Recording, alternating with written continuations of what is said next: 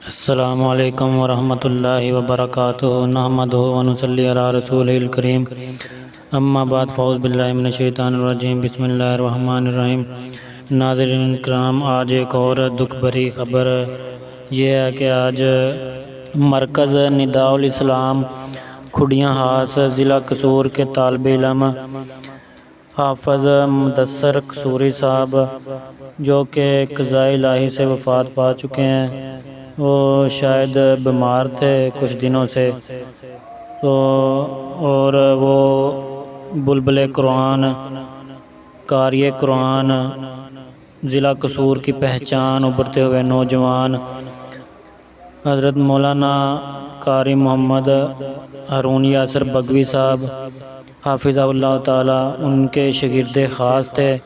قاری ہارون یاسر بگوی صاحب حافظہ اللہ تعالیٰ کے وہ شاگرد جنہوں نے مکمل قرآن پاک حفظ ان سے کیا تھا، تو وہ آج اللہ کی رضا کے ساتھ وفات پا گئے ہیں۔ انا للہ و انا الیہ راجعون۔ اللہ مرحوم کے درجات بلند فرمائے اور کروٹ کروٹ اللہ ان کو جنت الفردوس میں اعلیٰ مقام عطا فرمائے، اور جس جگہ انہوں نے دفن ہونا ہے اللہ اس قبر کو منور فرمائے، کیونکہ حافظ تھے، قاری تھے، تو انہوں نے بگوی صاحب سے حفظ کیا تھا مکمل قرآن پاک، اور حفظ کیا تھا، اللہ کا کلام حفظ کیا تھا، اس کے سینے میں اللہ کا قرآن محفوظ ہے۔ تو اللہ انشاءاللہ اس بھائی کی، اس حافظ کی ضرور مغفرت فرمائیں گے۔ یہ حافظ بگوی صاحب کے شاگرد تھے۔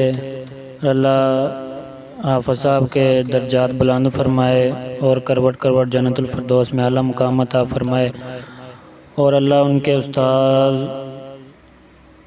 قاری ہارون یاسر بگوی صاحب حافظہ اللہ تعالیٰ، اللہ ان کی بھی قدم قدم پہ حفاظت فرمائے اور حاسدین کے حسد سے محفوظ فرمائے، اور اللہ ان کے والدین کی دعاؤں سے ان کو اور شہرت عطا فرمائے، اور محروم کے لیے درجات بلند کی دعا فرمائے۔ یہ اہل حدیثوں کے لیے بہت بڑے صدمے کی بات ہے کہ 2-3 دن پہلے ایک عالم دین فوت ہوئے ہیں، اللہ کے ولی، ستیانہ بنگلہ کی آن بان شان۔ اس کے بعد پرسوں کی بات ہے، شیخ القرآن محمد حسین شیخ پوری رحمۃ اللہ علیہ، ان کے بڑے بیٹے مولانا فضل الرحمان شیخ پوری وہ بھی فوت ہو گئے ہیں، اور آج یہ بھی ایک حافظ تھے، حافظ مدثر قصوری صاحب، یہ بھی اللہ کو پیارے ہو گئے ہیں۔ یہ اہل حدیثوں کے لیے ایک آزمائش کی بات ہے۔ اللہ جو اس دنیا سے جا رہے ہیں، اللہ ان کی مغفرت فرمائے، ان کے درجات بلند فرمائے، اور اللہ ان کے لیے صدقہ جاریہ بنائے جو انہوں نے حفظ کیا تھا۔ السلام علیکم ورحمۃ اللہ وبرکاتہ۔